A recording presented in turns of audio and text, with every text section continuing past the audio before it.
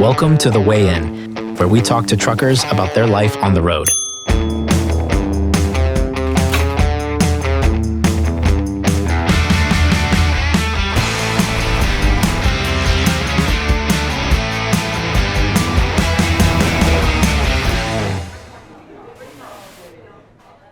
One of the interesting things that you kind of touched on, and we've touched on a couple times so far, is sleep and being rested, being ready to go, and really being able to stay focused on driving. Right. It's something that I know you've wrote lots of articles at DAT about. Yeah.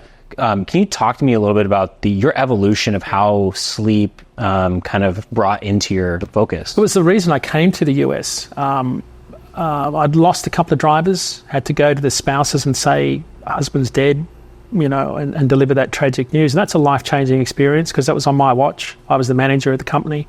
And I decided at that point I needed to get out of what I was doing because I was either end up a statistic or in jail. That's the stuff we were doing in the 90s. So I got out of the industry, and a friend of mine said, come and work with us at the ATA. We're building a thing called Truck Safe, which is what we talked about a bit earlier.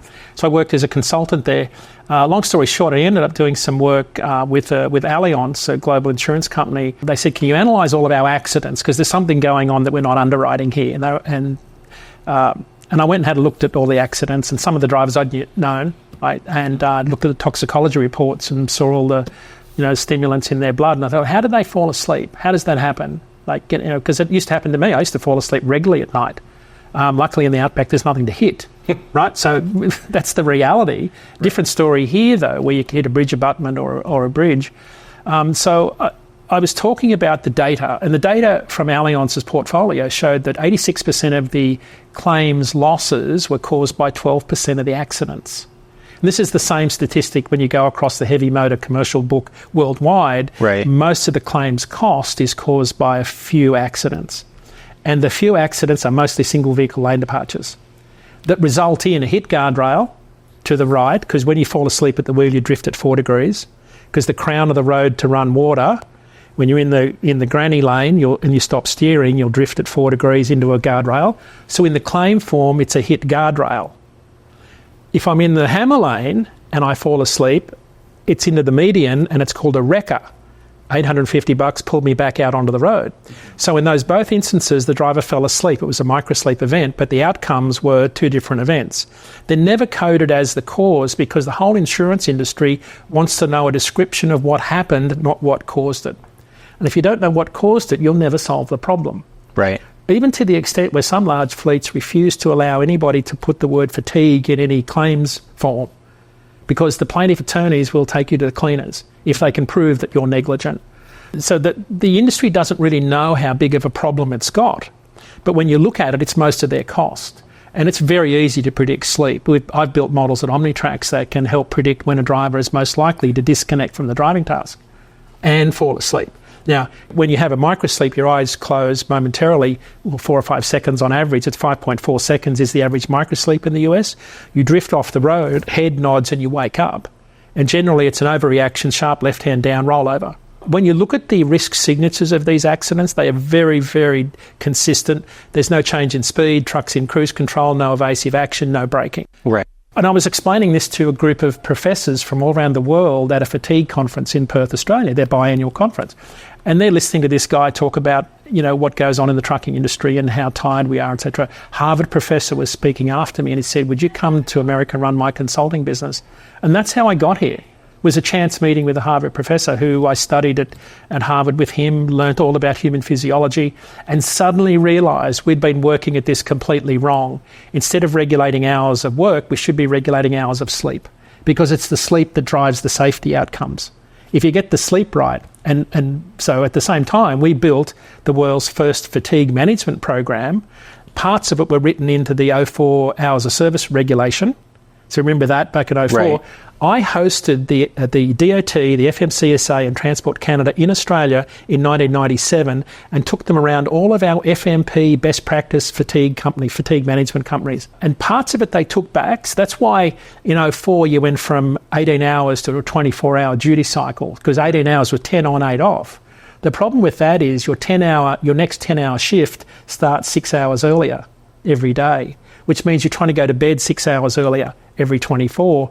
body can't do that. So you might start off in the morning on Monday. By the time you get to Wednesday, you're driving at night.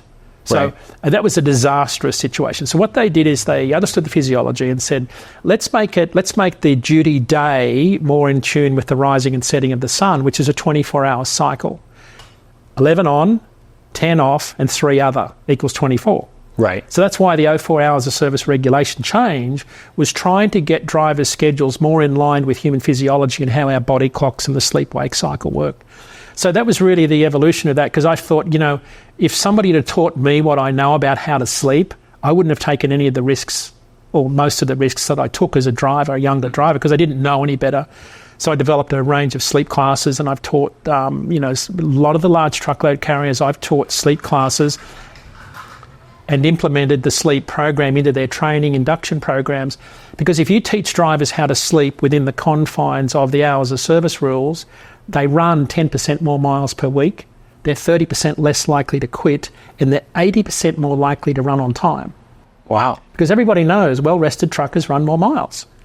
So if you had one tip that you could give to drivers out there, what would that be to get better sleep? Start work at the same time every day. We have this inbuilt drive for anchor sleep. Mm-hmm. It's in our brain.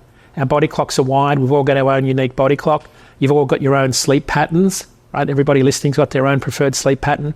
But the one thing you've got to do as a trucker is start work at the same time every day. It's the first thing I do when I go into a company is line up the start times. Because if you line up the start time, you lock in the sleep pattern. When we built predictive models, one of the strongest predictors of an accident was an inconsistent start time. Plus an hour, minus an hour. If it was 4 a.m. and you started at 2 a.m., that's risky. So it's not that you start at 4 a.m., it's that you do 1 a.m., 2 a.m., 6 a.m., 6 p.m. So when you lock in the start time, you lock in your sleep block, and consistent sleep gives you the quality you need to function. Absent that, you're a wreck. It's impossible. So how could that be translated into the spot market? Because spot market's a little bit different, where I got to pick up here, I got to pick up there, drop off here. Right. Does it change for the spot market carriers, do you think? So yes, it does, because there's always an urgency, right? So if you're getting a late load and it's the afternoon and you've got to get out of there, yes, that's different. You could, though, do through things like lane makers or other products, find lanes that run what I call biocompatible schedules. Biocompatible schedules are schedules designed around your sleep pattern. So if I'm a night owl and I can run till 3 in the morning, I want a lane that runs auto parts. I want to get on that lane that I can run till 3 in the morning, but I'm not getting up till midday. Right. If I'm a morning lark and I can get up at 3 in the morning, I'm going to find a lane and a product and a commodity that runs that lane. So I think that's the way you do it. Now that takes a good relationship with the broker and the shipper. I've built programs for truckload carriers that are based on biocompatible scheduling. They do it in the mining industry, they do it in the shipping industry, they do it at wharves. You do it in call centres. It's called proportional staffing, where you match up the staffing to your call demand. You can do the same in trucking if you build your appointment times at a shipper and a receiver around the driver's preferred sleep block. So I'll give you an example. One of the companies I work for, at induction, we did a morningness, eveningness quiz to see what sleep personality the driver have. Because the big mistake the industry makes is they put the youngest, least tenured, newest driver on the highest risk shift at night. Because tenured drivers want the day shift. Right. So that's why you have accidents with the roads. It's completely logical. Right. So what we did is said, let's put night owls on night shift. Let's put morning larks on morning shift. Because they're biologically predisposed to work and sleep in those hours. So it took all the pressure out of the business when suddenly you had drivers working around how they preferred to sleep. So trucking companies could do themselves a big favour if they found out what schedule a driver likes to work based on their sleep pattern, and then build the loads around that. That will reduce your driver turnover levels, you improve your health outcomes, and you'll get more productivity out of them. So Dean, what motivated you to learn about sleep? So I was already here in the US. I'm teaching sleep classes, and because I was traveling a lot, I put on weight. And when you put on weight, you put it on from the bottom up. Mm-hmm. get a spare tyre, grows into a big truck tyre. Eventually you start to put on weight around the neck. And it's the weight around the neck that increases the collapsibility of the upper airway. It's the weight here. So by the time you put on the weight here, the light snoring has become heavy snoring that becomes the sleep apnea event, which is the gasping for air.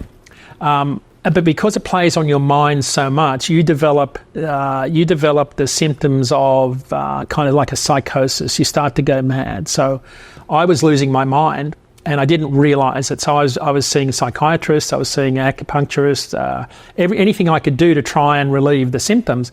The problem was I didn't know I couldn't breathe because I inherited sleep apnea. And sleep apnea killed my father after his second heart attack. He was an undiagnosed sleep apnea person, trucker all his life.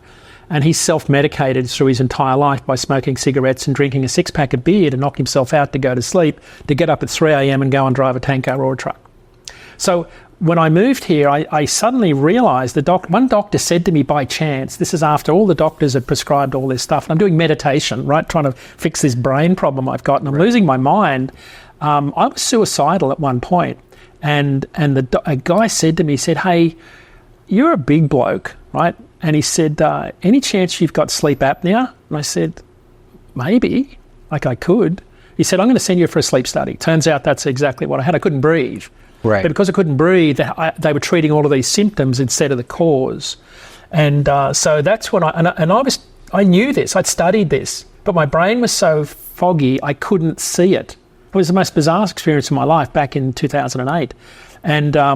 And so, long story short, got rid of the weight comes off, the breathing comes back to normal. I've only got to put a couple of pounds on here and the sleep apnea comes back.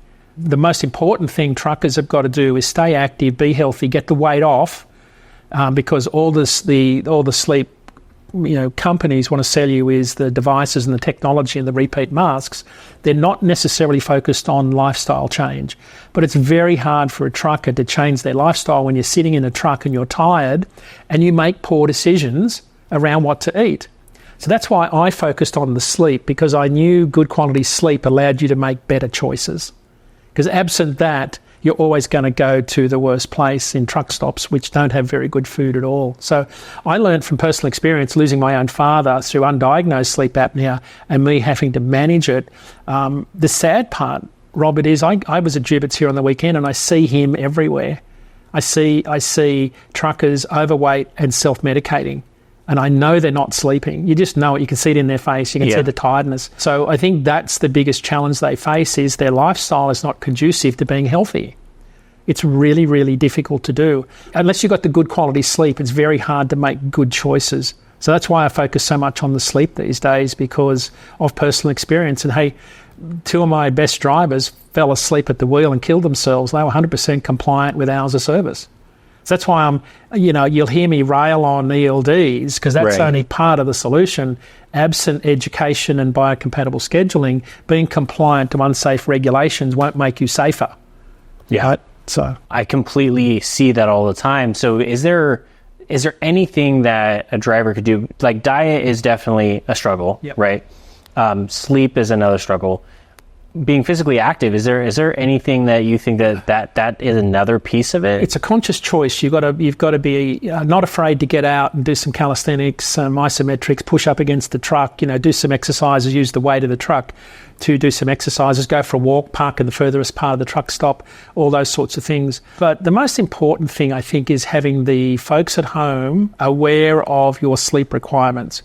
So when I do sleep classes, most of the drivers will say, and they're mostly male, they will say, you don't know my wife, or you don't know my kids, right? And it's a common response, because the family at home manages the time off sleep schedule, because we've got honeydews, we've got barbecues, we've got sport, at a time when the driver should be playing catch up and getting that much needed sleep from the sleep deprived work week. So unless you have a plan at home that says at 2:30 on Saturday, I need a 3-hour nap, right? We're not scheduling anything, no barbecues, don't invite anybody over, wake me after 3 hours, which is 2 sleep cycles of 90 minutes, and I'll be good to go. Now, if you don't do that, what the drivers do is they'll trade off the sleep for not being called lazy, because that's reality, and they'll do all these things, and they start work the next week with a sleep debt. because the human brain needs 2 periods of night sleep back to back to dispense the sleep debt from the prior week's work. If I need 8 hours sleep a night and get 6, I've got a debt of 2. If I do that every night, it's 2, 4, 6, 8, 10. If I got a 10-hour sleep debt on a Saturday morning, I just need 2 periods of night to get rid of it. But if I don't, half of it's still in my brain Monday morning, so I start off at 7 by the time Monday ends, and this is called cumulative fatigue. Yeah. And it'll catch you in the rear end after 90 days. It's why driver turnover peaks at 90 days, because you become a sleep-deprived individual, because you go from sleeping at nights most of your life to driving a truck away from home, not making a lot of money, and you're sleep-deprived. So after 3 months of cumulative fatigue, you're a wreck. You can barely speak, you're incoherent, you become aggressive, you're irritable. But there's so many things that happen to the brain from cumulative fatigue. Right. And that's why it's at 90 days. Most companies don't realise that, but that's the physiology of what happens. Wow. Thanks, Dean, again for joining us for this conversation. We always love talking about trucking. We really appreciate it. Thanks for having me.